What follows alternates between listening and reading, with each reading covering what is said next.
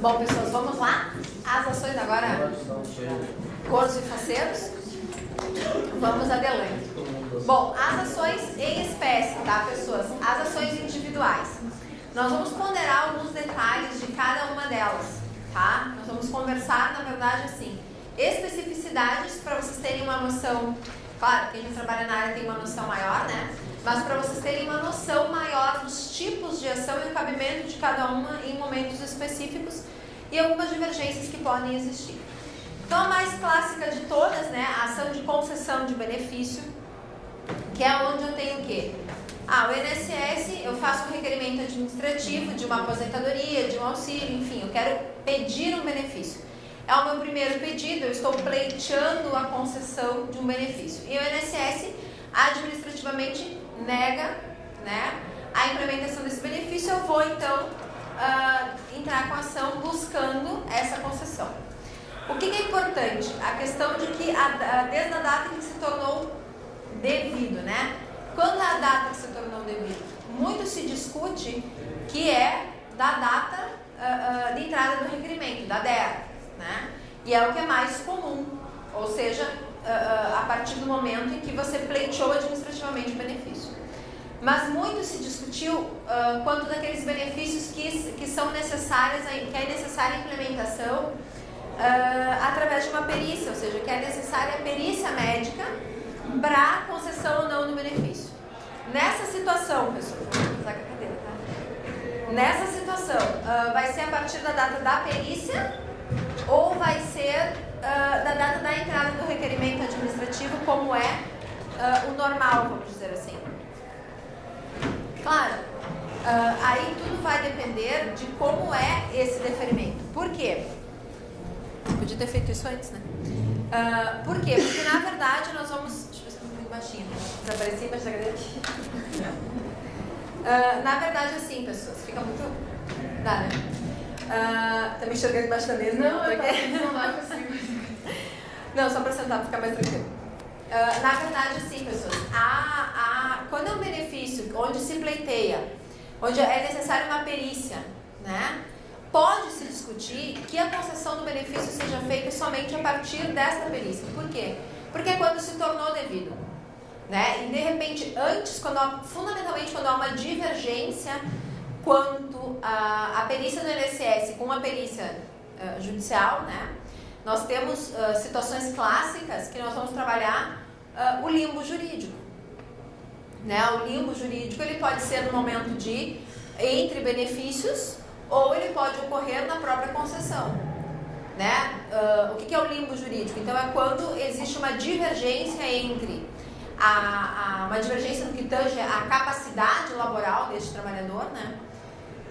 Pelo INSS e pela empresa, ou até mesmo do seu próprio empregado, mas o mais comum da caracterização do limbo jurídico previdenciário é que o INSS, que o empregado se sente incapaz para o trabalho, aí então a empresa encaminha esse pedido de benefício por incapacidade, aí o INSS faz a perícia, diz que ele está apto ao trabalho, o INSS é uma autarquia muito confiante, diz que a pessoa está apta ao trabalho e não concede, aí ela volta para a empresa, o médico da empresa diz não, você não está apto ao trabalho.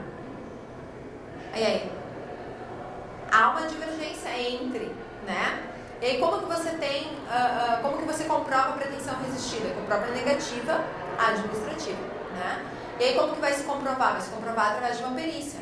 Claro, nesta situação, o mais comum é que seja da data da entrada do requerimento administrativo. Mas há decisões judiciais onde fica pouco caracterizado a incapacidade, onde o juiz tenha dúvidas, né? Que somente a perícia mesmo, que se constate através da perícia, somente na data da perícia judicial, é que se conceda o benefício. Então nós temos algumas decisões de concessão, mais ou menos nos dois sentidos, mas majoritariamente a partir da data de entrada do requerimento, da DER, né? Então a ação de concessão, pessoas, ela vai ser sempre uma obrigação de fazer, ou seja, de implementar o benefício, com uma obrigação de pagar a quantia certa. Porque nós vamos buscar o quê? Nós vamos buscar o valor devido desde a DER, né? Nós vamos entrar com esse pedido, eu quero esse valor desde a DER, então em geral tem os atrasados, o que para nós advogados é sempre uma alegria, Né? Os atrasados é sempre uma alegria. Né? É um momento. O pobre do segurado não gosta dos atrasados, mas nós sim. Né? Então alguém tem que ficar feliz, no caso é nós. Né? Mas por quê? Porque você vai pleitear esse benefício, seja ele de forma, uma ação ordinária, que é o mais comum, ação de concessão de benefício previdenciário, né? Claro que nós podemos usar a titulação de ação ordinária, sempre. A gente não precisa dar nome aos bois, né? Mas a gente tem por hábito, para priorizar também o andamento, para deixar claro o que queremos, a gente costuma botar nome de escola de samba nas ações, né? Então, é ação de concessão, de benefício, né? E tem o pessoal que enlouquece, aí tem ação de concessão de benefício por incapacidade na espécie, auxílio-doença, acumulado com, aí bota a obrigação de fazer e de pagar, mas a ordinária já inclui isso, né? Aí eu já indeferiria inicial, mas enfim, o pessoal, né, eu sou professor de processo, então por isso. Mas na verdade, a ação ordinária é cabível para todas as ações de rito comum, né? Todas as que nós verificamos ali de restabelecimento, manutenção, né? As que não têm rito próprio, como a rescisória e o mandado de segurança, todas as outras, a anulatória, a rescisória e o mandado de segurança, todas as outras são anulatórias, ordinárias, né? Todas são ordinárias. Então eu posso colocar com o nome ação ordinária ou posso colocar uma ação concessória de benefício, né? Ação concessória de previdenciária, ação concessória, basta, né? Por quê, pessoas? A concessão, então, via de regra, vai ser por uma ação ordinária, mas nada impede que seja por um mandado de segurança. Só que quando que eu vou impetrar o mandado de segurança em matéria previdenciária? Porque o grande medo é, o que se precisa para um mandado de segurança? Bom, mandado de segurança, o requisito básico, é um direito líquido e certo que não dependa de uma dilação probatória. Quando que eu poderia ter um direito líquido e certo de direito previdenciário se tudo depende da comprovação? Se tudo depende de uma perícia, se tudo depende da análise fática. Os mandados de segurança, por serem direitos líquidos e certos, tratam de análise de direito. Análise fática vai depender de provas. Provas não podem ir em mandado de segurança. Então, na verdade, há uma restrição muito grande, né, ao mandado de segurança. Mas, fundamentalmente, ações onde o INSS, né, dois exemplos clássicos aqui. Ação onde o INSS diz que não vai conceder um benefício, uma aposentadoria, na maioria das vezes, porque não há as contribuições previdenciárias naquele período. E você tem, por exemplo, as guias, né, e eles não querem inserir, não querem aceitar, né? Você leva lá o seu carnê e mostra que a criatura recolheu, ou mostra que a criatura estava empregada, ou mostra no INSS e diz não aparecem as contribuições do sistema. Sim, meu filho, se eu era empregado, há a presunção de recolhimento. O problema não é meu.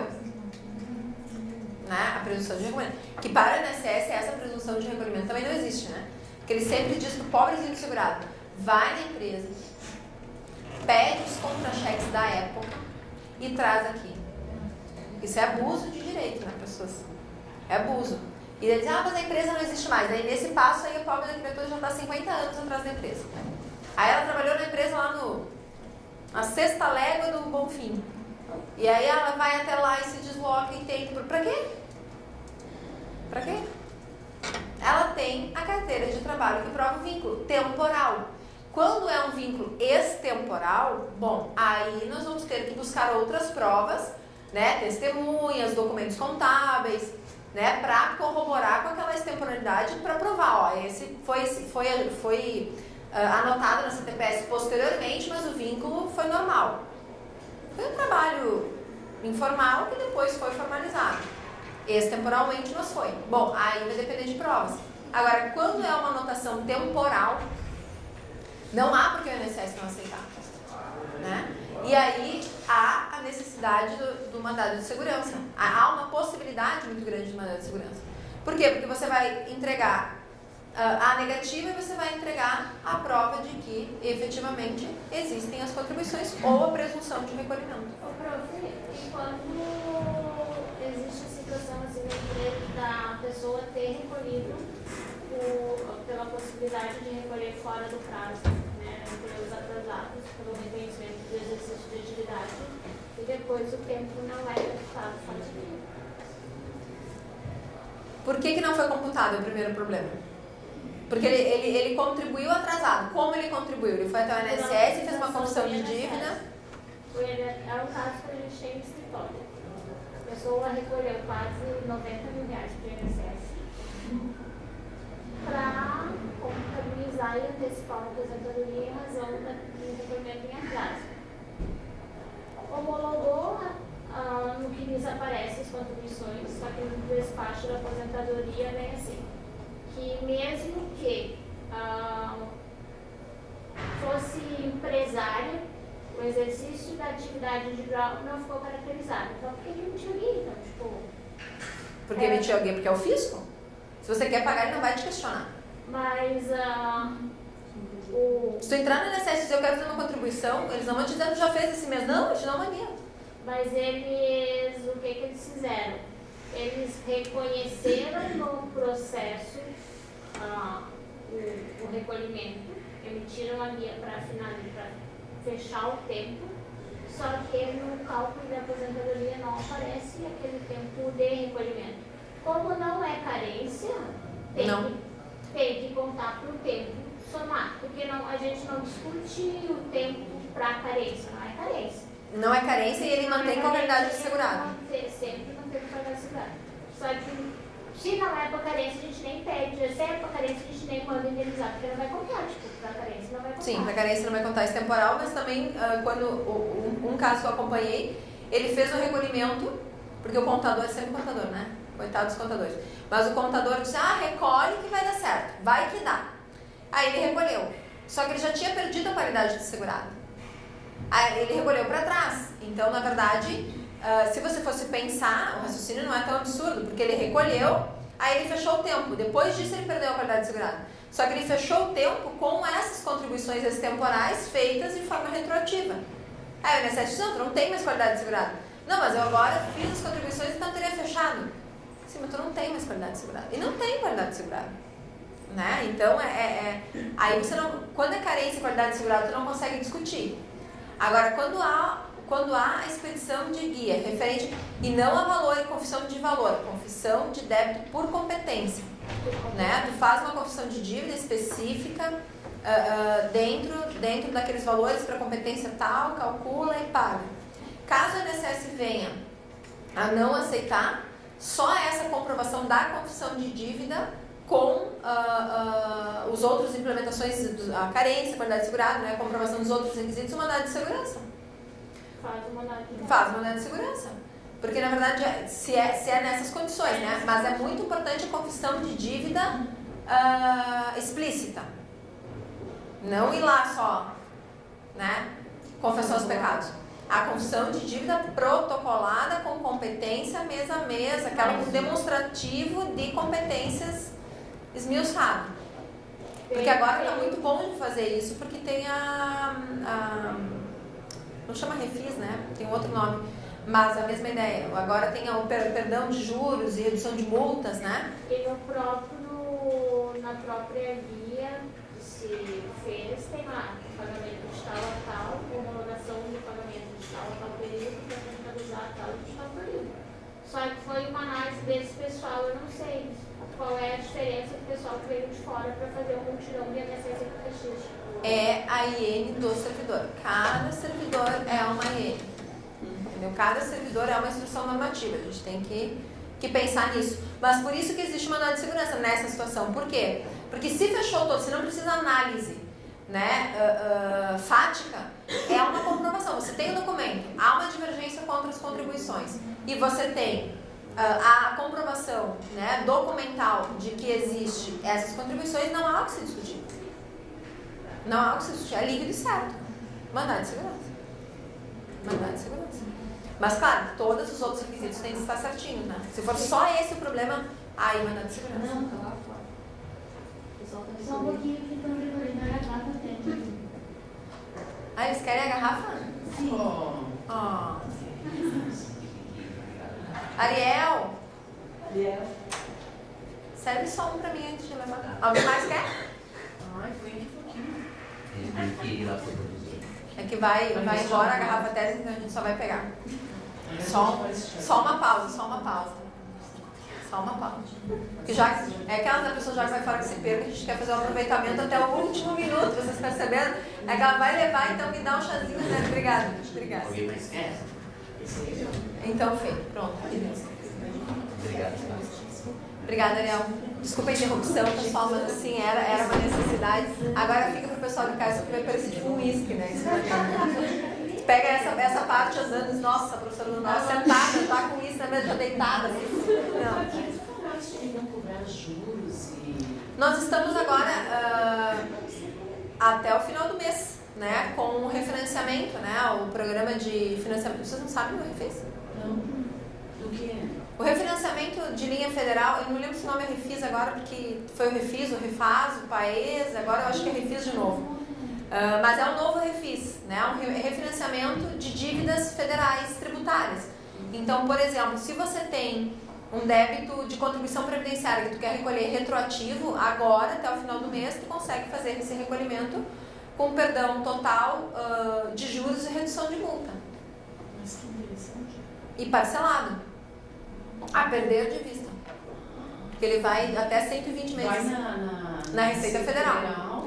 E diz, eu tenho tais e tais. Tais e tais, confessa. Mesmo que seja de 5 anos para trás, que não interessa isso.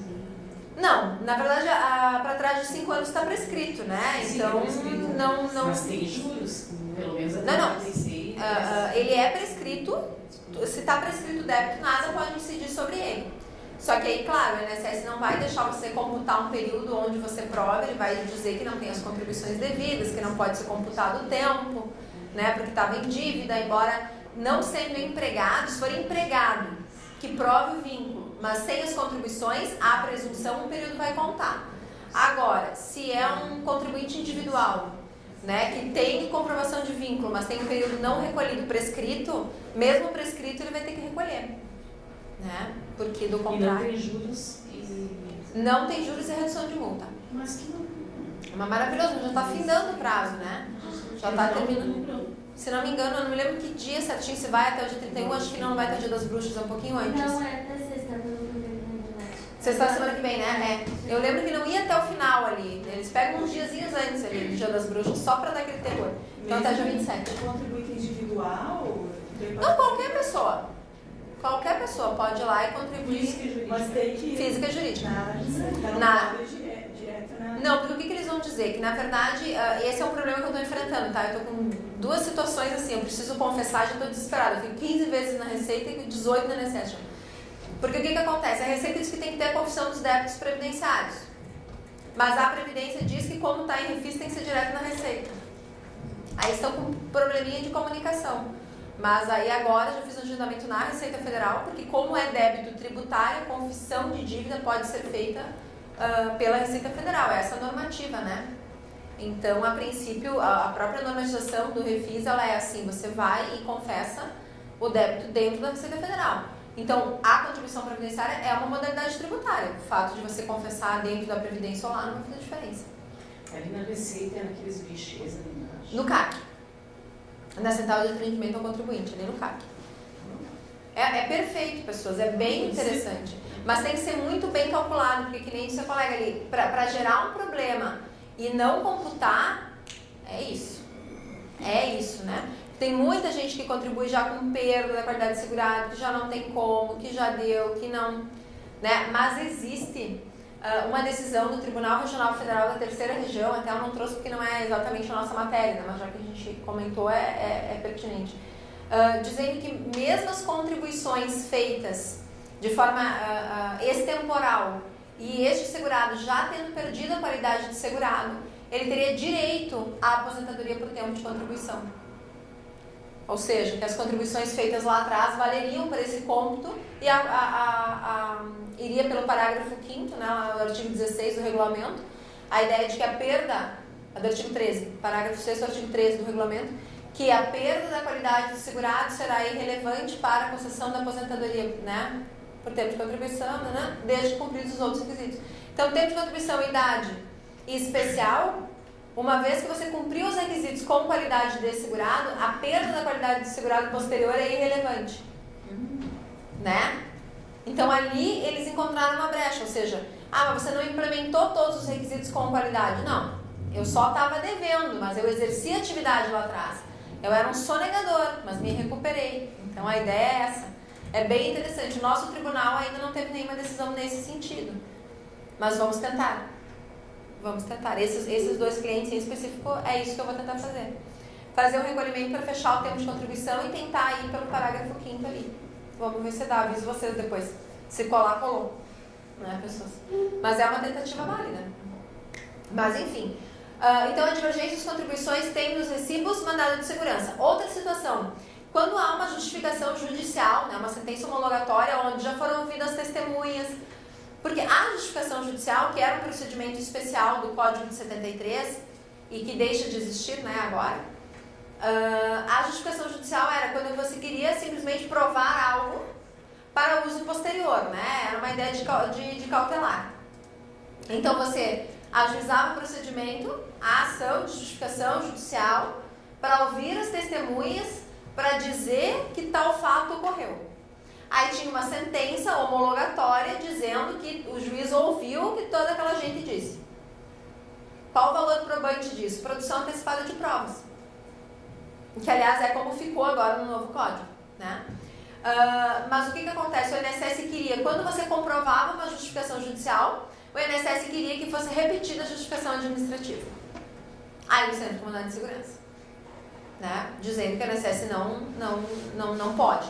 Se há uma justificação, eu fiz uma aposentadoria por tempo de contribuição e o período rural, ele tinha feito uma justificação judicial. Aí fiz o pedido administrativo, a INSS queria ouvir todo mundo de novo. Aí, não, só um minutinho, né? E a celeridade processual, né? É um princípio, vamos pensar por aí. Aí a tua juíza, mandado de segurança, justamente dizendo que está ferindo o princípio da celeridade, da utilidade dos atos processuais. Aí você demonstra a justificação judicial e que daí pede no mandado de segurança que a segurança seja a concessão para não haver a necessidade da justificação administrativa. É bem utilizável também, né, pessoas? Bem utilizável. E aí vem o mandado de segurança, pessoas, que é um exemplo que eu trouxe essa jurisprudência para vocês, que diz, ó, limitação de dias e horários de atendimento cerceia o pleno exercício da advocacia. Por quê? Porque nós estávamos super na moda agora, como não tinha horário, né? Quando o trâmite da PEC estava um pouco mais acelerado, não tinha assim dado uma baixada que nem agora, nós tentávamos agendar horário na INSS e não tinha horário. E aí o desespero. Se essa PEC é aprovada amanhã, meu Deus do céu, como é que eu provo? Como que eu faço? Desespero no mandado de segurança. Por quê? Porque é o cerceamento da atividade processual. O pleno exercício da advocacia. Eu não tenho como exercer, então, um dia e um horário, e quando não há agendamento, mandado de segurança para que fosse respeitado como data de entrada do requerimento, a data do ajuizamento, até que o INSS, então, disponibilizasse um horário. Vocês nunca entraram com essa? Essas são as pessoas mais desesperadas, né? Que quando você tem um cliente assim que implementou tudo e é novo, sabe aquele que fechou os 35 anos assim, ali na tampa, ele não tem nem 50. É de Deus, né? Aquele que trabalhou rural desde os 12, sabe aquele? Pegou ali, novíssimo, entra a PEC, foi boi com a corda. Aí eu desespero, porque não há um agendamento, aí vocês, meu Deus. E aí se aprova, aí tu entra com mandado de segurança, porque não pode cercear o direito de petição do segurado e nem o da livre advocacia do advogado. Lindo isso, né? Mas precisa entrar com mandado de segurança sabendo que ele tem uns 35 anos? Já não é o porque vai mudar a idade, né? Ah, pela idade mínima, mas ele com o direito adquirido já não... Você sabe que o direito adquirido em previdenciário é um direito adquirido assim, né? Eu sempre digo adquirido. É um direito assim, talvez, dependendo do servidor, vai ser adquirido, né? Depende muito das disposições transitórias da nova PEC. Então isso me assusta. Isso me preocupa porque já teve situações como, por exemplo, a da extinção do pecúlio, né? Do abono de permanência de serviço, situações onde a eficácia foi imediata e feriu direitos adquiridos plenamente, né? Então é uma coisa que tem que se resguardar. Claro, pessoas, isso é o extremo da loucura, tá? Mas é possível, um mandado de segurança com essa finalidade. Essa jurisprudência também é a respeito do agendamento de atendimento. Então, a ausência de critério ou amparo legal que justifique conferir tratamento diferenciado ou dispensa do agendamento aos advogados. Violação ao princípio da igualdade, porque a limitação de um único pedido por senha ou atendimento viola o princípio da razoabilidade de fato, constitui óbice ao exercício profissional. Ou seja, com uma senha, lindo isso, né? Com uma senha eu posso protocolar 815 pedidos. E agora já foi, né? Agora isso já está implementado e já está funcionando.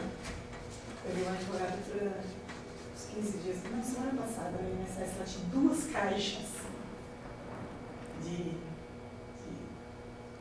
protocolar, eu acho. Sim. Digital. Essa sou eu. Urgência, talvez, né? Não, mas essa sou eu. Quando eu vou para valer a pena. Quando eu vou para INSS, por isso que isso é uma coisa que esse mandado de segurança é bem útil. Porque, na verdade, quando você vai para o INSS, tu não quer passar todos os dias lá. Tu não quer ir todo dia dar uma banda no INSS. Né? E tu não quer ser uma senha, tu espera, tem a senha, o horário, não sei o quê. Se tu não tiver horário agendado, tu tiver que pegar a senha mesmo, é desgraça. E tu passa o dia lá. E aí tu passa o dia na filinha de entrada, se estiver chovendo, então mais. Mas passa o dia na filinha de entrada, daí entra e passa o dia... Não, só um pouquinho. Eu sou advogada, então eu estou representando várias pessoas. Uma senha me dá o direito a protocolar 815 processos no mínimo. Né? Isso é muito bom, pessoas. E caso seja negado, agora, claro, a OAB já implementou, né, junto com a INSS, isso já está... Apesar, queridos, que até conversando nesse curso de processo administrativo que eu disse para vocês que eu fiz com o professor Bacelar, foi fundamentalmente sobre o novo processo eletrônico administrativo, né? Vocês sabem, vai mudar completamente o processo, ninguém mais vai ir no INSS, porque não vai precisar, nós vamos fazer tudo eletronicamente e o deferimento vai ser muito mais efetivo. Vai ser uma desgraça, não vai funcionar. Não vai funcionar, vocês, não vai funcionar. Nem se animem. Eu fui lá dia 2 de outubro, que era bem o dia que começou agora só por agendamento, né? Tu não pode mais fazer, se tu ir lá agora sem agendar, sem horário marcado, não te atende mais. Não, porque já que tu pode fazer 815 agendamentos, que tenha um pelo menos. Mas você faz agendamento de um processo ou um agendamento ou uma senha. Mas aí algumas agências como a nossa aqui está exigindo agendamento prévio. Farroupilha também? Todas na região. Todas, né? não para um dia só? Ou Tu agenda um cliente. e leva todos? E leva todos junto. Coisa linda.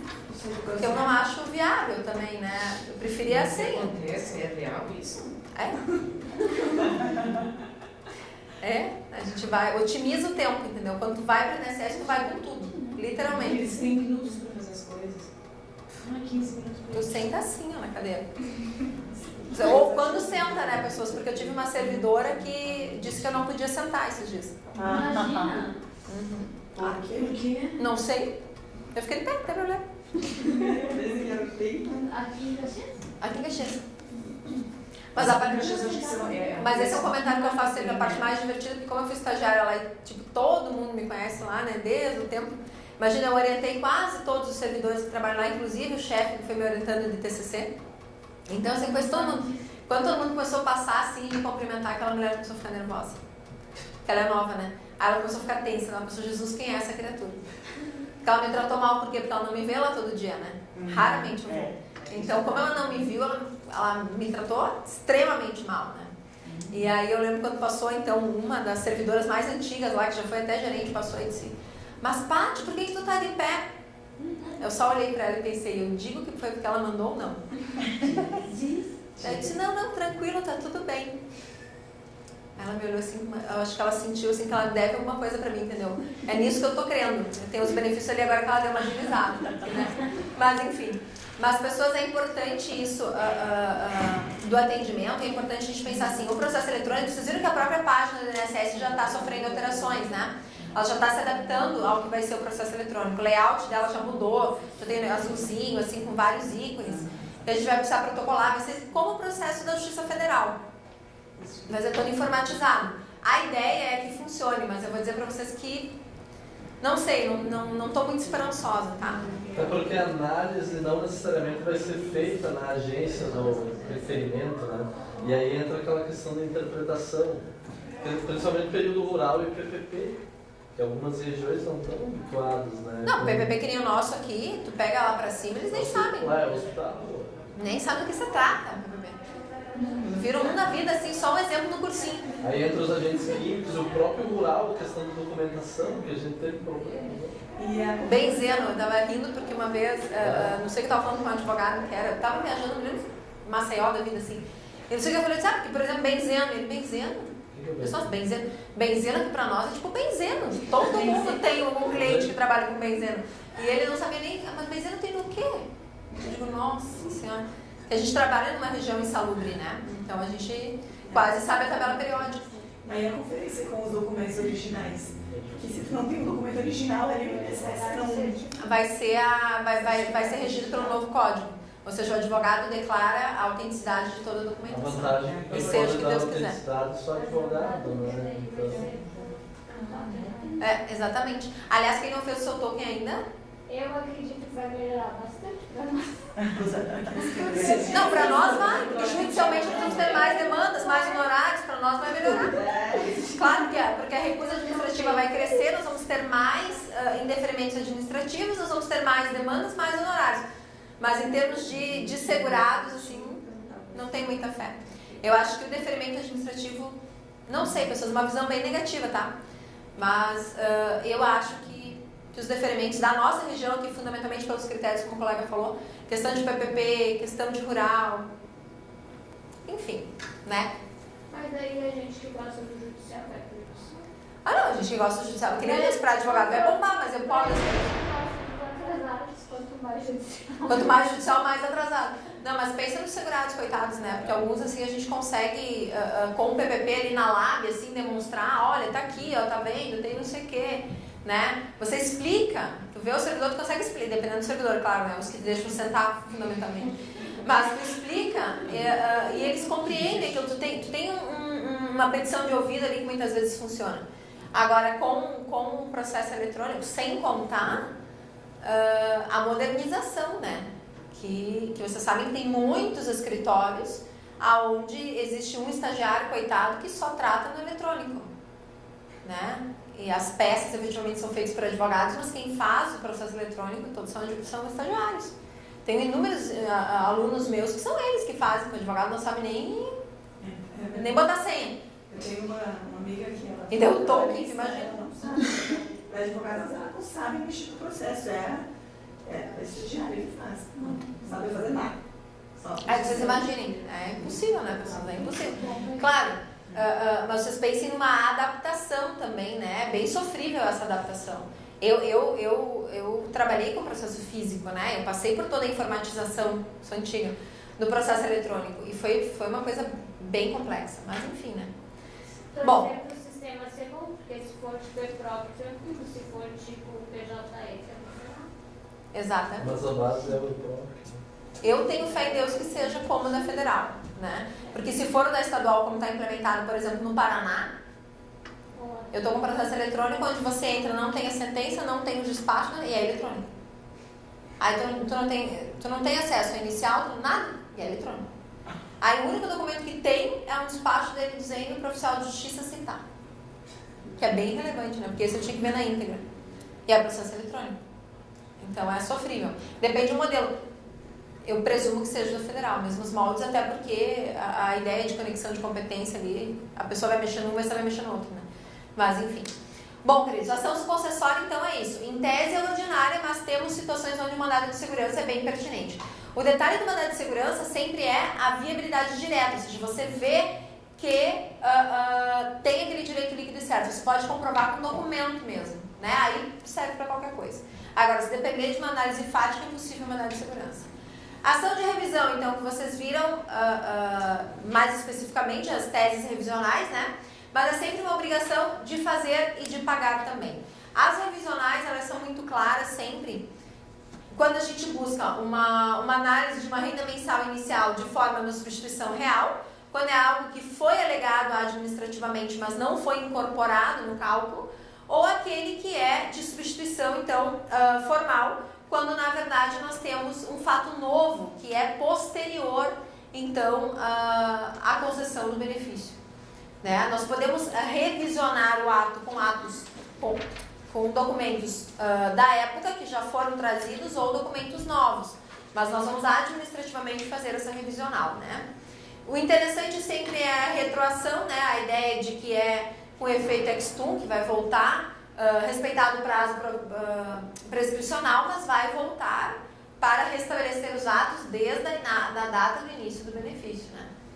Então, isso é importante. A revisional também serve para impugnar um ato de reajustamento de benefício, como era, por exemplo, o IRSN, né, o IGPDI, vários índices que foram discutidos ao longo da história, buscando, né, essa ideia de que aquele índice que estava dentro daquele período base de cálculo, aquele índice, né, o buraco negro, várias teses antigas que já foram ultrapassadas, mas eu queria implementar uma forma de reajustamento que no meu período base de cálculo não foi correto. Também, pessoas, a ideia de preservar o valor real do benefício, tá? Isso aqui, vocês sabem que a jurisprudência ela é extremamente desfavorável, no sentido de que a preservação do valor real eu contribuí uma vida inteira por 10 salários mínimos, me aposentei com 3, estou recebendo 1. É clássico esse discurso, né? Ele é assim, tradicional. Ele diz como nós vamos fazer uma revisional para adequar, então, ao valor real daquilo que a pessoa deveria estar recebendo. Não existe isso, né? O STF é firme em dizer que não, o STJ também, né? Mas em última instância pelo STF, que não há esse tipo de garantia, né? Há uma equiparação do que eu contribuí com o que eu estou ganhando. É uma questão de concessão e a lei que está regendo na época. Agora, essa revisional da vida toda, que agora está na moda, né, que tem que ser muito bem analisada, porque não é para todo mundo que vale a pena, mas a revisional da vida toda, você vai fazer o quê? Você vai analisar todos, o período base de cálculo não tem um corte temporal de julho de 94, né, e é desde o início que a pessoa começou a contribuir lá em 1812, você vai fazer a transformação daqueles valores em real, vai utilizar as 500 formas diferentes de atualização ao longo dos períodos. Este é o cálculo que prescinde, né, de um contador. E bom, porque isso é bem complicado. E aí você tem que fazer esse cálculo para ver se vale a pena, né? Porque não é para todo mundo que vale a pena. Por quê? Porque a correção é feita, na maioria das vezes, por índices que não representam a inflação. Então pode ser que ele contribuía por 10, mas que hoje, fazendo a conversão, ia dar menos de 1. Né? Então isso é complicado. A interpretação administrativa específica, às vezes o INSS tem um entendimento, como nós já estamos falando, né? Às vezes ele tem um entendimento específico, ele acha que ele é ele, assim. Então, quando há essas situações também de uma interpretação diversa daquilo que gostaríamos que tivesse sido implementado, também é possível uma revisional. Então, as revisionais, na verdade, pessoas, elas servem para quê, né? Elas servem para... já baixou comigo. Elas servem efetivamente para buscar reajustar, modificar, alterar alguma coisa, mas de um benefício já concedido. Então, ação concessória para ver o benefício concedido, a revisional para alterar algo desta concessão, né? Ação de restabelecimento. Bom, restabelecimento é quando você tem aquele benefício indevidamente cessado, né? Quando há um cancelamento administrativo. O caso clássico que nós temos é a alta programada, né? Do auxílio doença. Claro que a alta programada, quando ela surgiu, e eu sempre brinquei com os alunos sobre isso, eu dizia que era a bola de cristal do INSS, né? Quem foi meu aluno sabe, é uma coisa, né? Porque você vai lá, quebrou a perna, o INSS olha para o horizonte e diz: você ficará bom, hein? Né? Um negócio de premonição. Isso é um absurdo. Graças a Deus, essa semana mesmo, né? Eu até estava com a decisão em mãos aqui. Ela estava comigo em algum lugar. Tá aqui. Até foi de que dia isso aqui? 9/10. Que teve a primeira turma do STJ, considera ilegal a alta programada para segurados do INSS. Vocês viram isso? Nossa, pessoas, eu até no Face postei. Por quê? Porque é muito relevante. Agora o STJ entendeu que a alta programada fere efetivamente o artigo 62 da Lei 8.213, porque diz assim: A cessação de benefício previdenciário por incapacidade pressupõe prévia avaliação médica, sendo imprescindível no caso concreto que o INSS realize nova perícia, em ordem em que o segurado retorne a atividades habituais apenas quando efetivamente constatada a restauração de sua capacidade laborativa. Na verdade, essa decisão da primeira turma do STJ, ela vem põe fim, na verdade, à maioria das ações de restabelecimento vinculadas ao limbo jurídico, né? Aquela situação onde tem alta do INSS, volta para a empresa não quer, né? Tanto as concessórias como as de restabelecimento, ou seja, daqueles benefícios que foram cortados, mas de uma forma abrupta, como é a alta programada. Agora, em tese, nós temos essa decisão, que eu não sei como está sendo implementada ainda, né? Porque, na verdade, agora foi considerada alta programada indevida, né? Ilegal. E aí, se você tem um cliente que está em auxílio-doença e vai findar e ele não está bem, você faz o quê? Mas o próprio juiz estava dando sentença, porque os peritos judiciais também estavam aderindo à lei ali que prevê essa questão de limitar o benefício a 120 dias. Os juízes, o INSS fazia proposta de acordo e o juiz dizia assim, aí intimo para que se manifeste, tendo em vista que o prazo máximo vai ser fixado pelo juiz em 120 dias. Tipo, milagroso também, uma ideia de premonição judicial. E eles estavam fazendo isso reiteradas vezes, tanto que em muitos casos a gente aceitava um acordo para... Sim, para ter uma concessão imediata. Uma concessão imediata e prestes a anteceder ali o prazo final, agendava nova perícia para ver o que se dava. Porque o juiz estava limitando com base a 120 dias. Mas eu digo para vocês agora, nessa situação agora, com essa decisão da STJ, você tem um cliente que não está recuperado e a alta programada dele está ali na frente, vocês fazem o quê?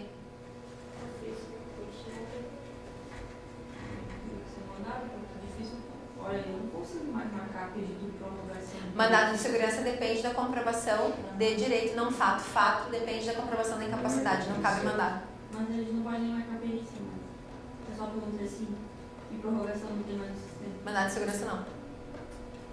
Aí, queridos, ação de manutenção de benefício. Esta é a ação. Você tem um cliente que está lá à beira do desespero, né? Já vai acabar. Eu, inclusive, já estou ensaiando para alguns, né? Porque faltam uns dias ainda, um mês, assim, mas já estou ensaiando a ação de manutenção. Então, entra uma ação de manutenção por quê? Porque você vai... a ação de manutenção, ela busca uma obrigação de não fazer. Ou seja, você vai pedir que não seja cessado o benefício. Né? Com fundamento. Agora, claro, você vai ter que juntar os laudos médicos. Não adianta uma criatura que está bem e só quer continuar em benefício, né? Tem que ser um ser humano que esteja efetivamente incapaz ainda. Mas aí você vai fazer o quê? Com base nessa decisão da primeira turma do STJ, pedir a manutenção do benefício, comprovando que a incapacidade deste trabalhador segurado persiste, você vai mantê-lo em auxílio-doença até que uma nova perícia, seja uma perícia de alta, né, como nós chamávamos antes da alta programada, seja agendada. É só manutenção. Interessante dessa ação, ela é efetivamente assim, para manter o benefício, para provar. Eu não estou pedindo que seja deferido, substituído, não, é mantém. Mantém até que eu consiga outra perícia. Por enquanto, mantém. E daí fundamenta com essa decisão que saiu... Essa semana passada. Por quê? Porque se o STJ diz que é ilegal a alta programada, eu já tenho um entendimento de uma corte superior que corrobora comigo. Então, por que eu vou deixar o meu trabalhador entrar em limbo? Né? Ou seja, antes de você agendar, você não está conseguindo agendar, não tem horário, não tem nada. 15 dias antes você vai tentar. Então, você já pede a manutenção do benefício até que a perícia seja realizada, para que ele não caia em limbo e não fique sem receber o benefício até a data da perícia. Porque entre os 15 dias, você só pode 15 dias antes marcar a nova perícia. Aí você marca a nova perícia, poderia 45 dias. Naqueles outros 30 dias que sobram ali, o ser humano come da onde? Não come, né? Aí até que seja deferida a perícia, não sei o que, sai, tá? Mais 30 dias para pagamento, 60 dias. Ele guarda a folga e gasta ela 60 dias depois.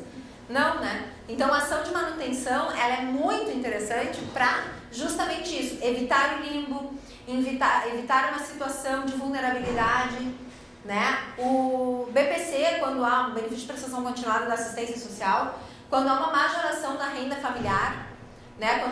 Quando há uma verificação de que a renda familiar aumentou, você entra com uma ação de manutenção do benefício para provar, olha, não, só um minuto. Foi esse mês, houve uma oscilação, só foi isso, entrou isso, ou aconteceu isso, né? Você pede a manutenção do benefício. Como, por exemplo, você tem numa casa um idoso e um deficiente. Aí você pede o BPC para o idoso ganha. Aí você pede para o deficiente não ganha. Ou, se você pede, então, aí você diz, não, pedir primeiro para o deficiente. Aí tu pede para o deficiente, ele ganha. Daí tu pede para o idoso ganha. Por quê? Porque um BPC dentro da mesma casa não é computado como renda para deferimento de outro. Só que aí, assim que concederem do idoso, vão cortar do deficiente. Então, tu entra com uma ação de manutenção, justamente baseado na ideia de que analogicamente deve ser estendido, né? Deve ser utilizado as mesmas regras dos idosos para os deficientes. Então, você entra com uma ação de manutenção para que esse benefício se mantenha sendo concedido com base nas decisões que existem de que analogicamente o deficiente se prepara o idoso para ficha de BPC. Adoro ação de manutenção. Perceberam, né? É que realmente, pessoas, ela é muito importante, ela é muito relevante. Ela tem muita aplicabilidade, porque você não deixa aquele segurado entrar em vulnerabilidade, ele não entra em risco. Mas, professora, no caso prático, né, tem que primeiro fazer a tentativa da prorrogação do benefício. Se cair para 45 dias, daí entrar com a ação de manutenção do benefício. E se por em Caxias, por exemplo, não tem demorado muito esse período. Não, se não demorar... Se ficar dentro desse período... Porque dentro de 45 dias vai ter que ficar pela ação civil pública que nós temos, válida no Rio Grande do Sul, Santa Catarina, Paraná e Mato Grosso. Né? Nós temos ações civis públicas dizendo que o benefício, que a perícia tem de ser ocorrida dentro de 45 dias. Agora, se for ali uma semana, bom, dá. Agora, mais do que isso, se tiver um tempo, e já existiu tempo, né? A ação civil pública veio justamente porque nós tínhamos perícias marcadas para 120 dias depois. Né? Então, o detalhe é justamente se é válido, né? Se existe essa possibilidade da perícia demorar muito, estado de greve, por exemplo. Tá de greve no INSS. Super incomum, né? Tá de greve no INSS. Ai, meu Deus. Vocês sabem que eu trabalhei 2 anos no INSS, né? Como estagiária. Nós tivemos simplesmente 14 meses quase de greve, em 2 pedão. Então, na verdade, praticamente trabalhei sozinha. Meu estágio fui eu e eu dentro do INSS. Daí eu solta dentro da agência. Porque não teve greve, voltou, trabalhou, teve greve. Então, nessa situação de greve, não vou ter perícia, não vou ter nada, faço o quê? Ação de manutenção. Vamos resguardar o benefício até que você se organize. Até que você conceda a perícia, até que a greve acabe, até que alguma coisa aconteça. Claro, havendo comprovação de que a incapacidade persiste, né? Laudos de médicos particulares demonstrando que persiste a incapacidade. Então, assim, ela é útil em situações como essa, né? Em situações onde é possível que ocorra essa vulnerabilidade. Ação de anulação de benefício, pessoas. Bom, aqui o que nós vamos querer, tá? O efeito ex-tunc, ou seja, ela vai retroagir, né? Ação de anulação é quando eu quero que aquele benefício não exista mais. Eu quero anular a concessão daquele benefício. Para que um ser humano entraria com uma anulatória? Para receber o auxílio doença e preenche os requisitos para a aposentadoria. Aí só perde a conversão administrativa. Por que o ser humano gostaria de anular um benefício? Para conseguir outro. Para conseguir um outro melhor. Como? Para ter um outro melhor. E aí? Uma vez que a desaposentação não é possível, será que a anulação seria uma possibilidade? É uma fuga, tá? Mas não na desaposentação. Ela é uma... Claro, se por exemplo a pessoa se aposentou, tá? Aí ela ficou recebendo benefício ali 1 mês ou 2. Aí ela percebeu que ela não era aquilo ali, que ficou ruim mesmo. Ela não pode se desaposentar. Então ela tem que anular o ato concessório e pedir uma nova aposentadoria juntando outras coisas. E o que ela Aí está.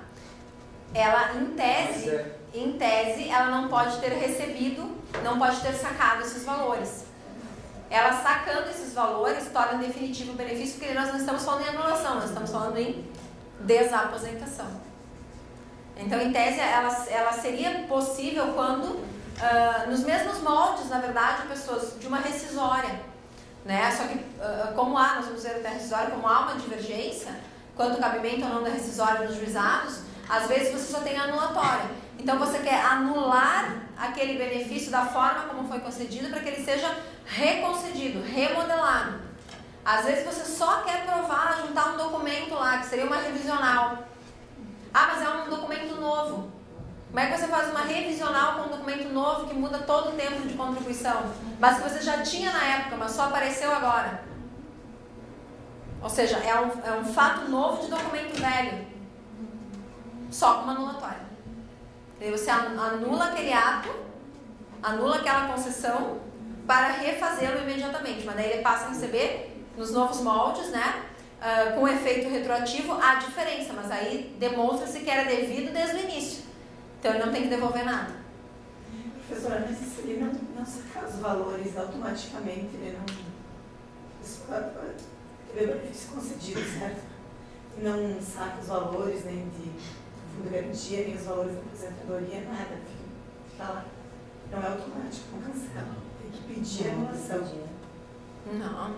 Renuncia. Tem 30 dias, em 30 dias você pode desistir do ato administrativo. A desistência dentro de 30 dias é possível.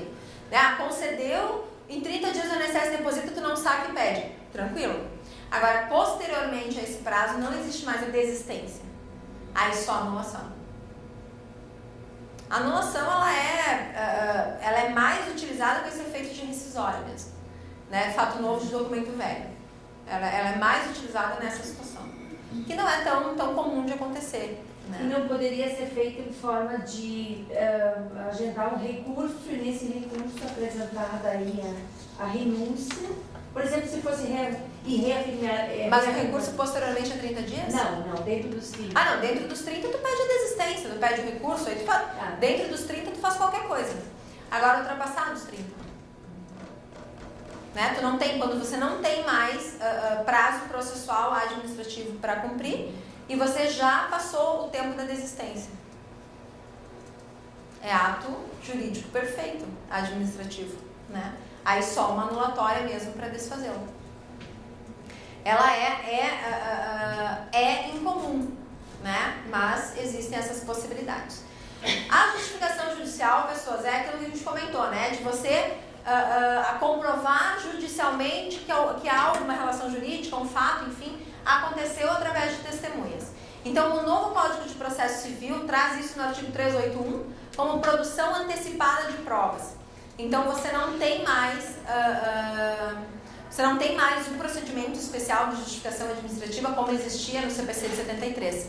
Agora, trata-se de uma produção antecipada de provas, né?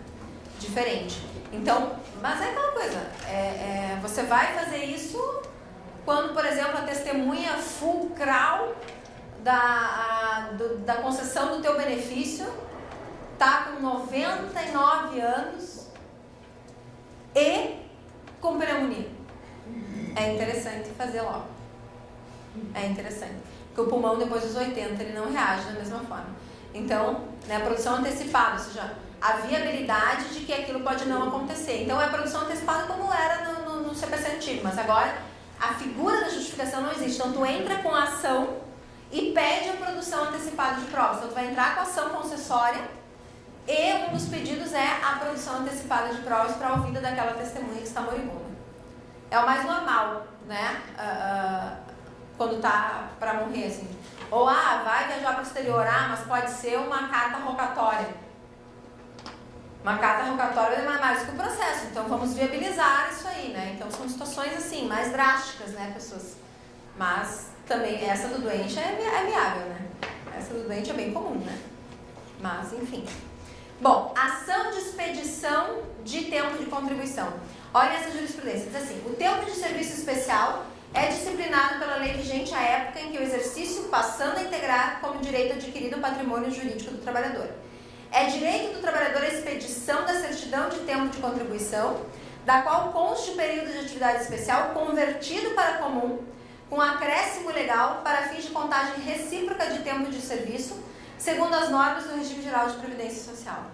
Então, na verdade, o INSS, quando a ação de expedição é quando você quer que um período especial seja emitido como uma certidão de tempo comum, mas já convertido. Isso hoje é uma coisa mais tranquila de se fazer administrativamente, né? Mas caso não ocorra o nosso TRF, ele é pacífico em dizer que você só entra com essa ação para que isso seja feito dessa forma. E não há 12 anos de atividade especial, não quero 12 anos, eu quero meus 15, já convertido. Né? Então, essa ação serve para isso. A ação declaratória, pessoas, que nós já conversamos antes, né? Mas ela vai servir para você declarar um tempo de serviço. Então, por exemplo, nessa jurisprudência aqui. A ação declaratória é a via adequada para o reconhecimento de tempo de serviço nos termos do artigo 4º, inciso 1º do CPC. O tempo de serviço reconhecido por decisão do juízo trabalhista deve ser admitido para fins previdenciários, não como efeito de coisa julgada que se limita às partes da reclamatória, mas pela presunção de veracidade da notação, ausente provas em contrário, né? Então, na verdade, assim, a ação declaratória, quando ela for produzida em outra via, né, ela é produzida mais comumente na Justiça do Trabalho.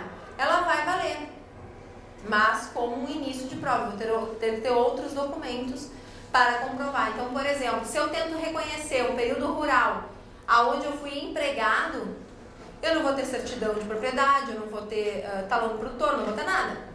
Mas eu fui empregado rural. Como é que eu faço esse reconhecimento? Justiça do Trabalho. Então, eu vou fazer o reconhecimento, a declaração deste período na Justiça do Trabalho para então levar para a Justiça Federal e fazer a concessão em cômputo do período. Claro, né? Aí eu vou ter que averbar todo aquele período depois de declarado, mas aí eu vou ter que juntar, além das provas testemunhais produzidas na Justiça do Trabalho, a anotação da CTPS, buscar o máximo de outros documentos que porventura existam. O importante da ação declaratória na Justiça do Trabalho é que se há a determinação, não é uma ação meramente declaratória, mas acumulada com a obrigação de fazer, né? Onde há a determinação da anotação na CTPS, aí você vai levar para a Justiça Federal, você já tem a prova testemunhal e o início de prova material. Então você já tem o necessário para o reconhecimento. Por isso que é importante. Quando ela é só uma declaratória, ela funciona como uma justificação judicial.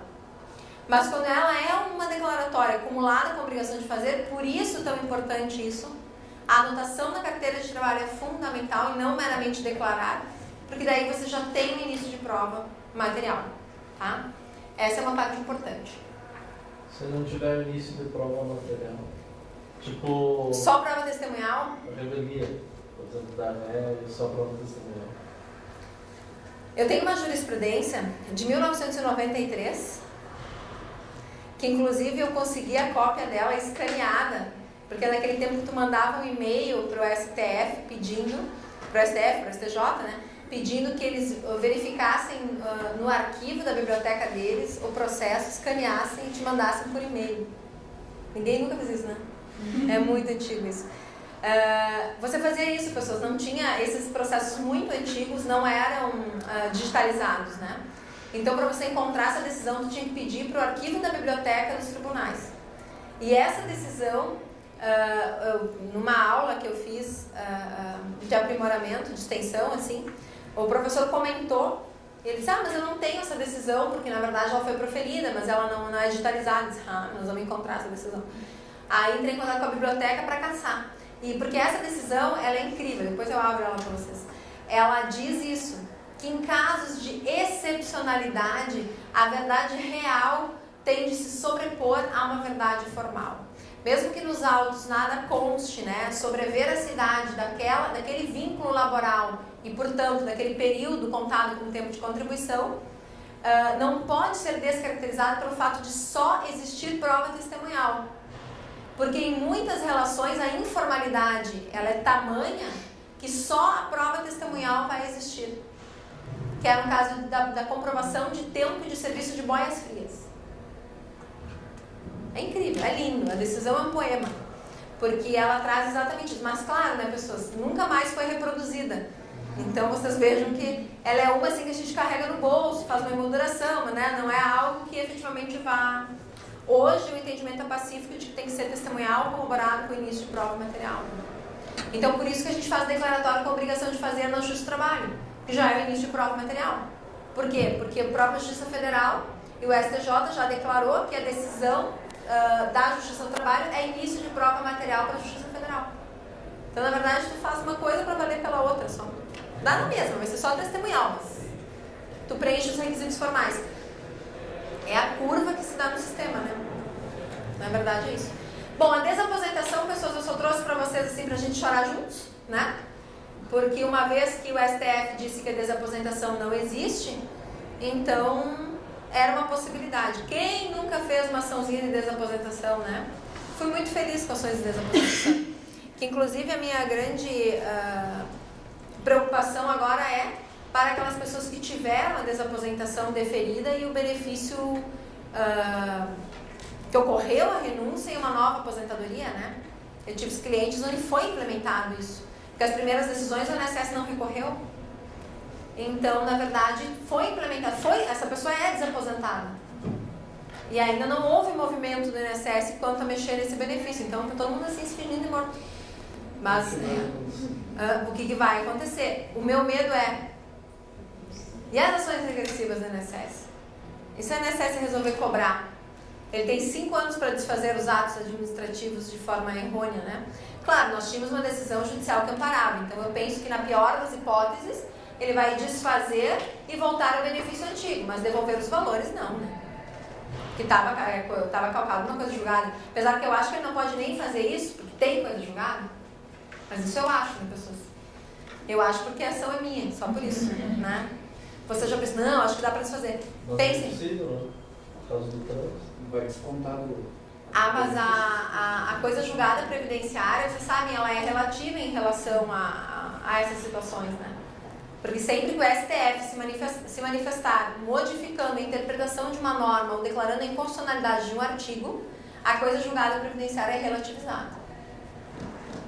É uma das situações, na verdade, da relativização da coisa julgada que me desespera, né? Ou prefiro no caso da pessoa que recebe tutela, tipo, que era comum, mais comum ainda quando é justiça comum, né?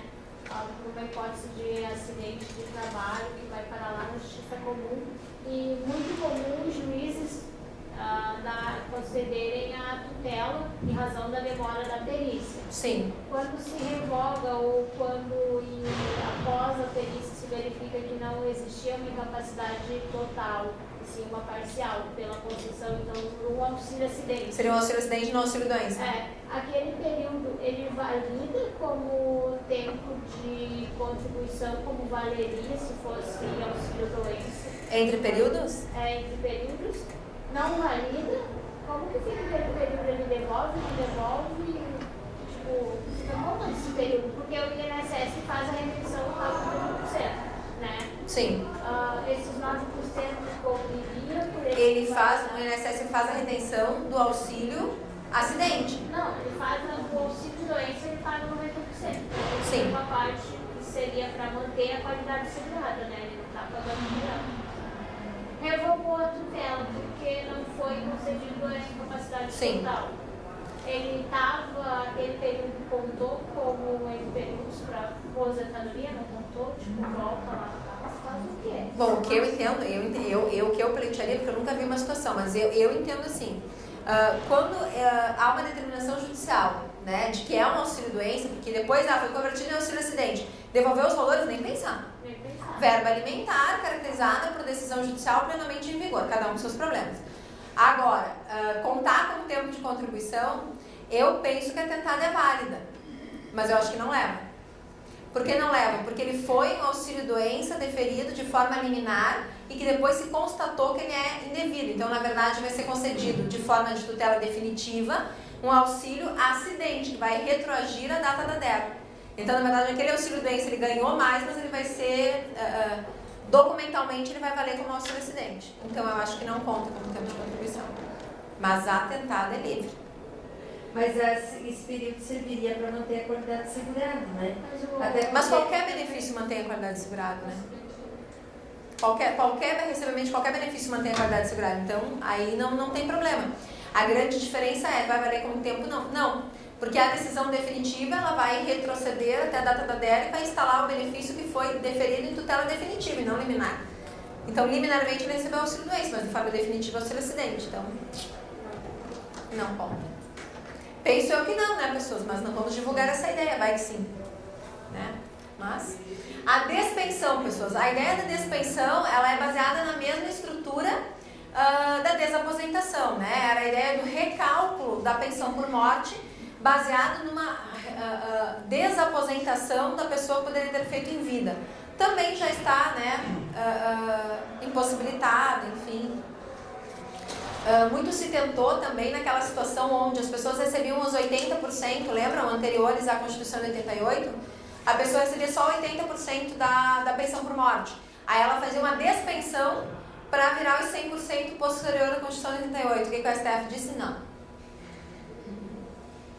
Só que não. Foi mais ou menos assim a decisão. Uma pena, né, pessoas? Enfim. Agora, a reaposentação é a querida do momento, tá?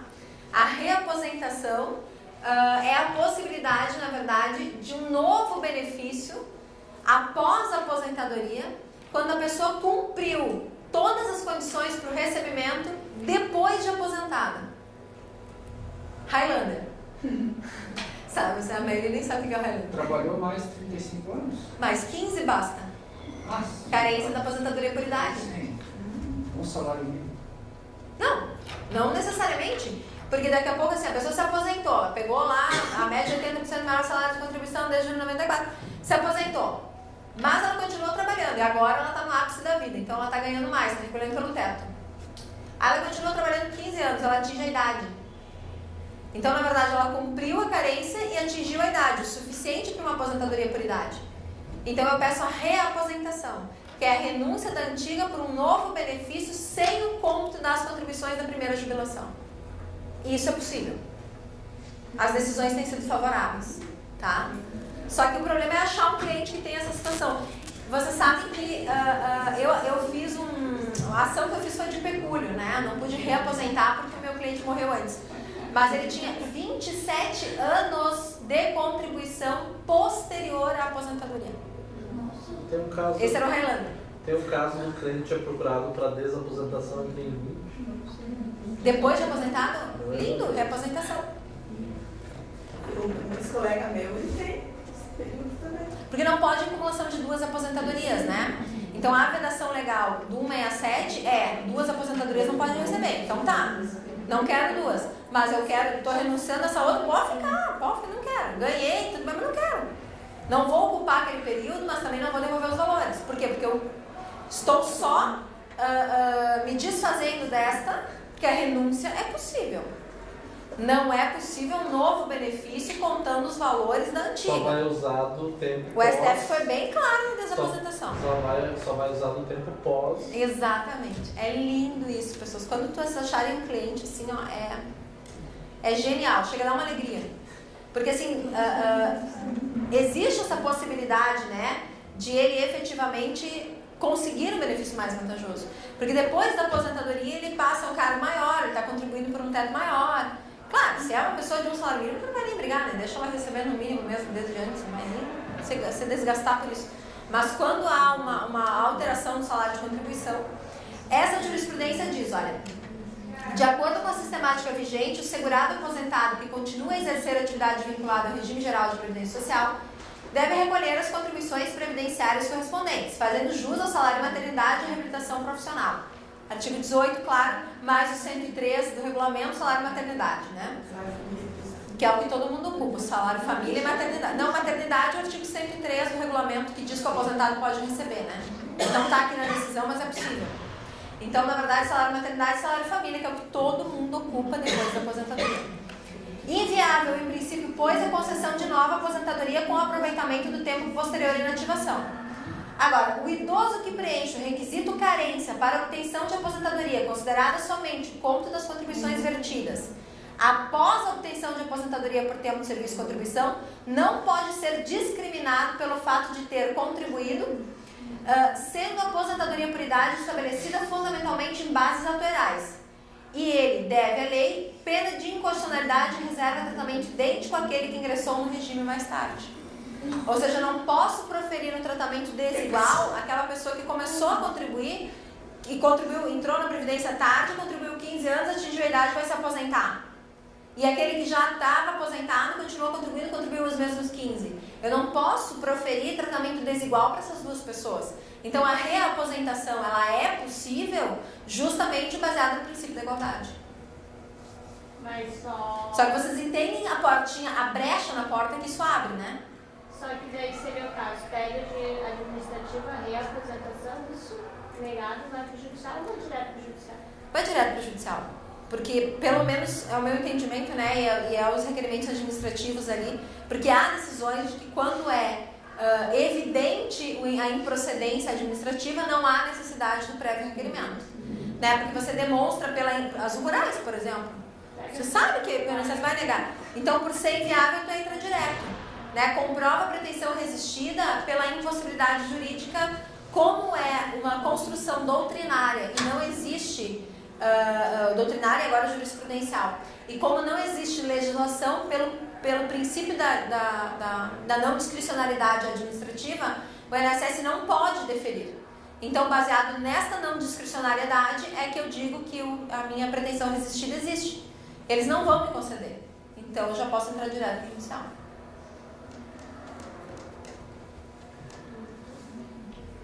Assim, né, pessoas? Vocês sabem, né? Quem advoga em previdenciário tem que... O segundo marido é o processo civil. Não precisa ele renunciar primeiro. Sim. Não, isso é tudo no mesmo ato. Ele renuncia e reaposenta no mesmo processo. Não é um risco grande. Não. Reforma em pé não vai ter, ou seja, não vai renunciar e não ganhar outra. Lembre-se que nós não temos reforma em pé no direito previdenciário. Então, a tentada é livre, é o nosso verbo, pessoas, entenderam? A nossa vida é essa. A tentada sempre é válida. Coisa julgada previdenciária, tá, pessoas? Pessoas, eu tô começando a ficar com medo. A coisa, por isso que eu disse que vai até as 11. A coisa julgada previdenciária, tá? O INSS pode descumprir uma ordem judicial a favor do segurado? O INSS pode descumprir uma determinação judicial para beneficiar o segurado? Vejam bem. Olha o que diz o Ovidio Batista, tá?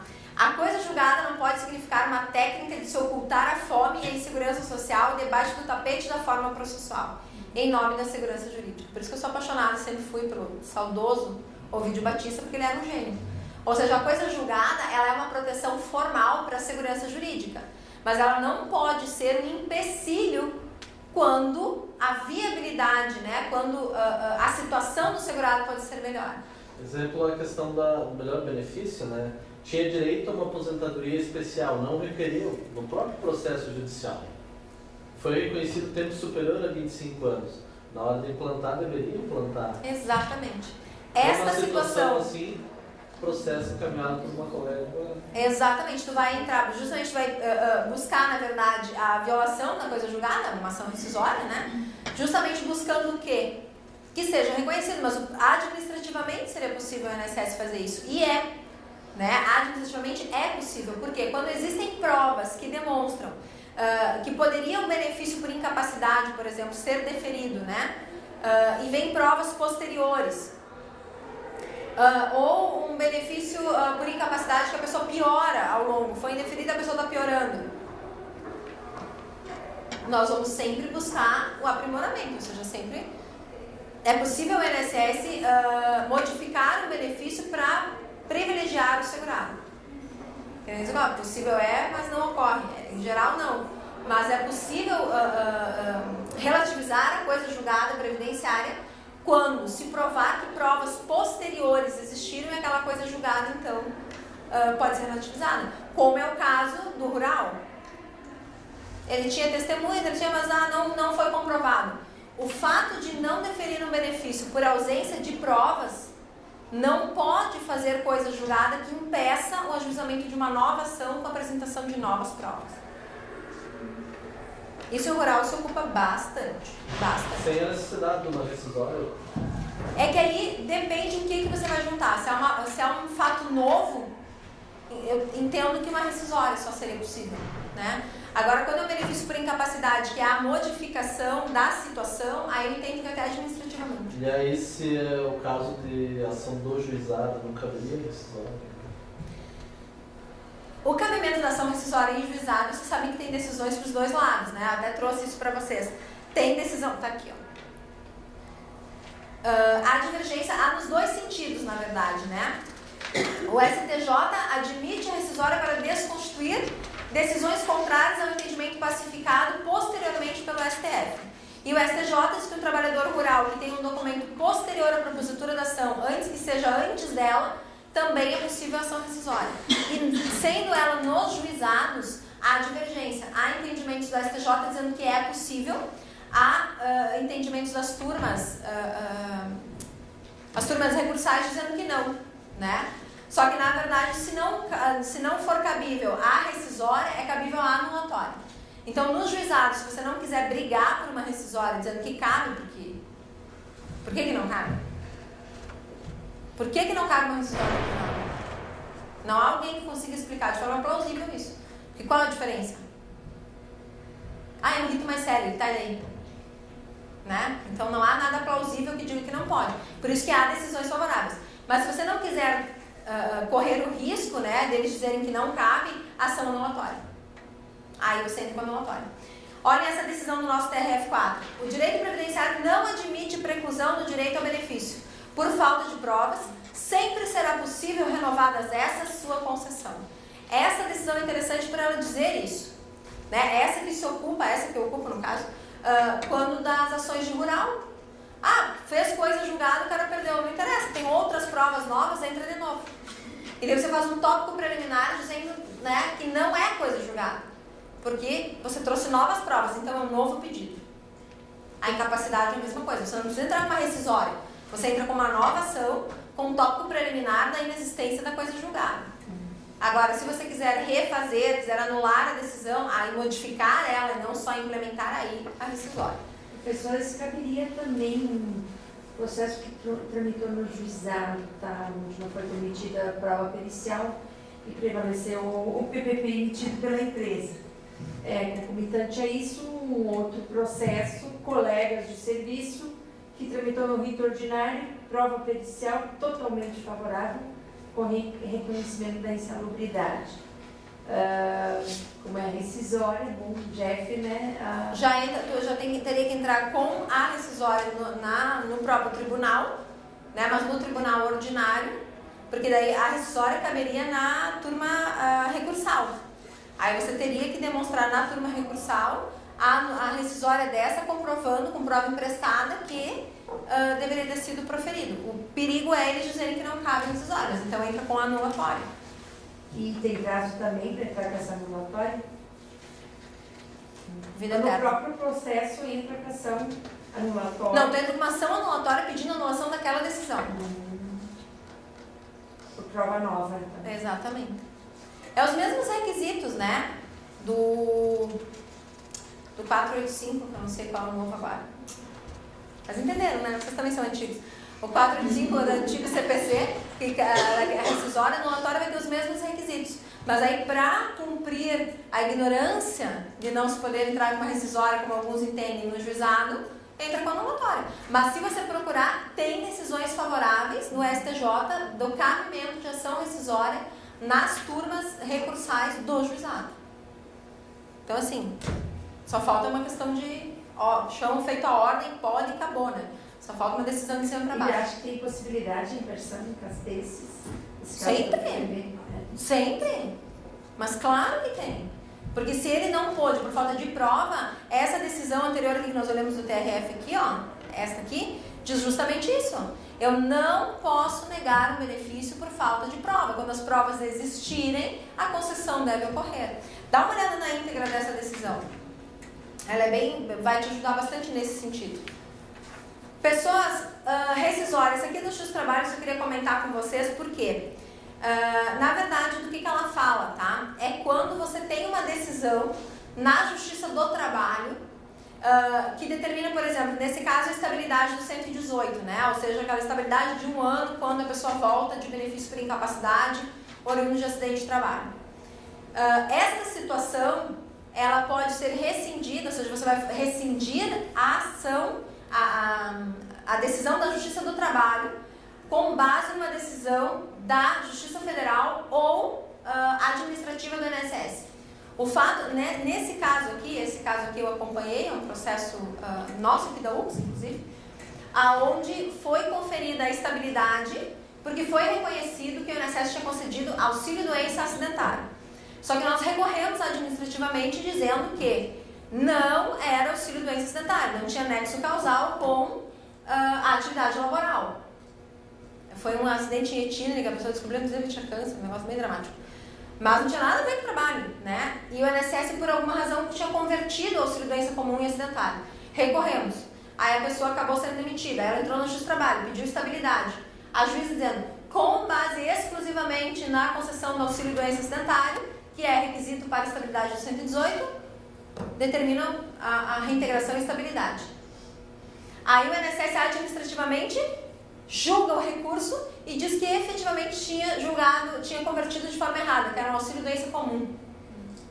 Desesperadamente, com essa decisão administrativa do INSS, vai para a Justiça do Trabalho e entra com uma rescisória.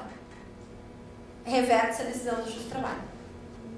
Então, o que eu gosto da rescisória é essa capacidade de levantar os mortos da tumba, de você mudar de uma decisão para outra, né? Essa eu trouxe só para vocês verem.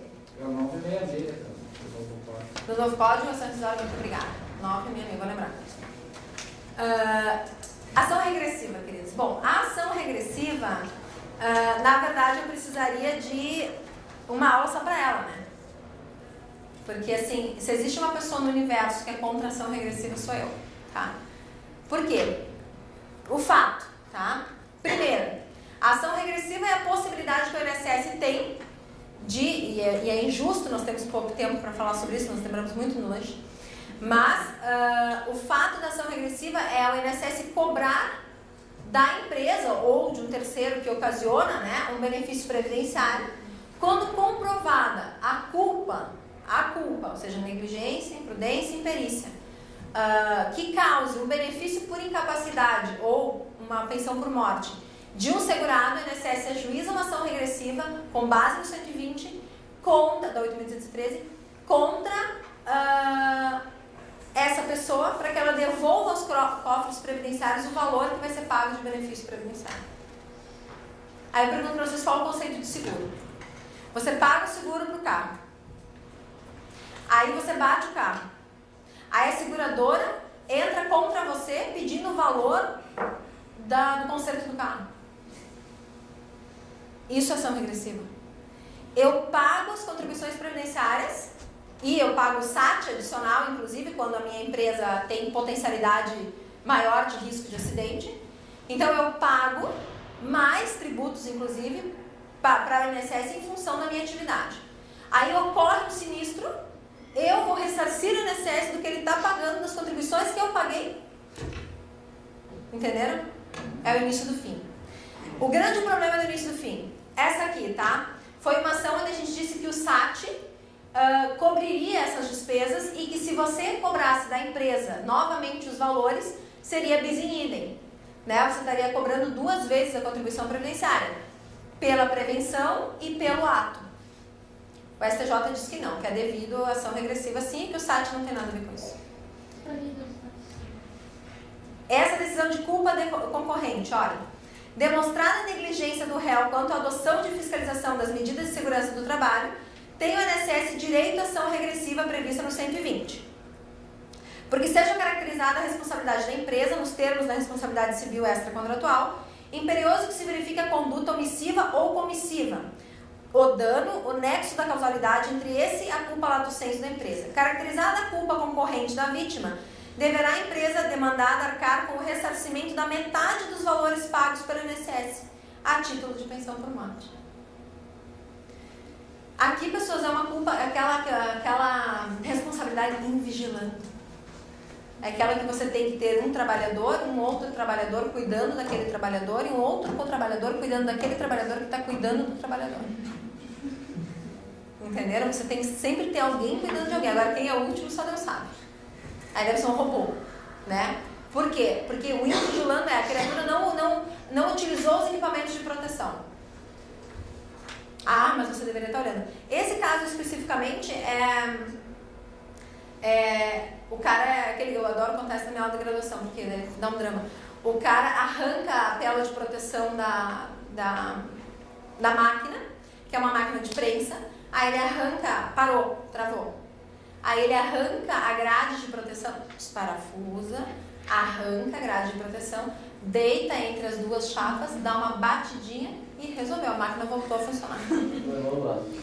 E se fosse só o braço, nem o braço sobrou. Na verdade, ele foi esmagado inteirinho. Sobrou, na verdade, da canela para baixo. Esse é um caso clássico que eu vi. Hã? Que ficou para fora. Isso eu vi ele lá ainda, né? Então é bem dramático, pessoas. Bem dramático. Mas assim, a burrice leva à morte. Por isso que eu digo que a burrice mata. Porque o que leva o ser humano a arrancar uma tela, deitar e dar um soquinho. Não, pensa, tu deita dentro da... voltou a funcionar. Vai ver que ela ia fazer o sinal, vou voltar a funcionar, saia. Né? Enfim. Ele tentou ser. Ele tentou e conseguiu. O importante da pessoa é ela ser. Ele tentou ser rápido para sair. Não, ele não teve tempo de tentar, eu te garanto. Não, e era, você está louco, mas enfim. O que me preocupa da ação regressiva é a extensão que ela está tendo, tá? Porque a ação regressiva agora, pessoas, ela está sendo ajuizada em acidentes de trânsito. Então, quando de um acidente de trânsito, né? Não, barbeiragem até então ainda não. Mas o alcoolizado, sim. Né? O cara é barbeiro, matou um. É barbeiro. Agora, quando o ser humano está embebido, aí é um problema. Se acontecer um acidente que gere auxílio-doença, auxílio-acidente ou pensão por morte, o INSS está ajuizando ação contra a pessoa física para o ressarcimento dos valores dos benefícios. E aí, também no Maria da Penha, que já são essas duas decisões, não vou ler para vocês, mas vocês vão ter ali, né, em função do tempo, mas as duas, tanto a Maria da Penha como a de acidente de trânsito, é o INSS ajuizando ação contra a pessoa física buscando o ressarcimento dos valores. E pessoas, lembrem-se, quando for uma empresa, nós vamos ter a indenização oriunda da Justiça do Trabalho. Quando for pessoa física, nós podemos ter uma ação civil buscando ainda a pensão vitalícia. Nada disso impede a ação regressiva. E nada disso deixa de cumular as condenações.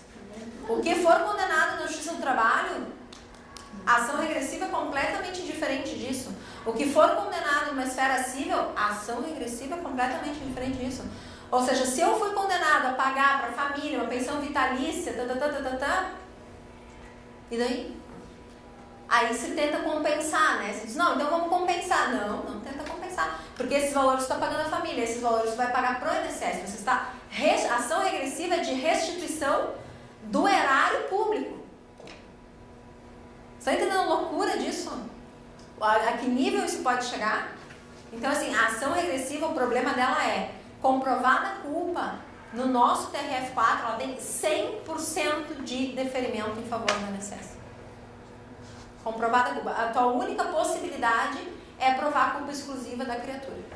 Que, por exemplo, o amigo ali que entrou embaixo da máquina, para mim, é culpa exclusiva. Aquela moça que morreu na padaria lá, que abriu o lixo. Morreu esmagada no lixo, você lembra? Na Rio Branco? Culpa exclusiva. O que faz o ser humano abrir a mão e montar no lixo? Burrice. Burrice mata. Então, pra mim, é culpa exclusiva. Claro, eu trabalho pra empresa, né? O meu raciocínio é esse. Agora, que eu acho errado condenar a empresa ao pagamento de uma ação regressiva, restituir por uma coisa que ela não teve como. Pensa, no caso da padaria, não estava nem aberta a padaria. A mulher arrombou o negócio, podia ser um ladrão, podia ser qualquer um. Daí, se fosse um ladrão e um cobrar da empresa também, é o próximo passo. É o próximo passo. Mas, enfim, queridos, para findar, eu gosto muito dessa frase aqui do Emílio Zapata, que ele diz: Se não há justiça para o povo, que não haja paz para o governo. Em termos previdenciários, eu gostaria que vocês pensassem muito nisso, tá? Porque nós estamos em tempos de reforma, em tempos de tudo. Aliás, queridos, eu vou postar para vocês, aí como parte da minha disciplina, né? Que não dá tempo da gente ver, porque nas 4 horas que me cabe de implementação não tem como.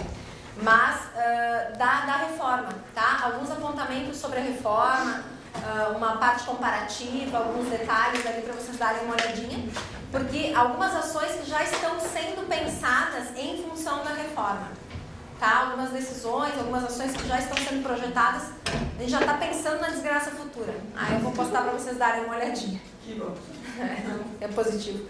Alguma dúvida, meus queridos? Muita, mas assim, qualquer dúvida, vocês têm a mensagem lá no Google, né? Tem um campinho de mensagem, ou o meu e-mail que está lá também, logo que vocês abrem, tem o penol@ux.br, né? Me mandem mensagem, eu respondo para vocês no e-mail, qualquer dúvida, qualquer coisa que vocês quiserem, que eu puder auxiliar em termos de jurisprudência, pessoas aconteceu isso, dá uma luz, estou sempre aí. Tranquilo? Ide em paz, irmãos.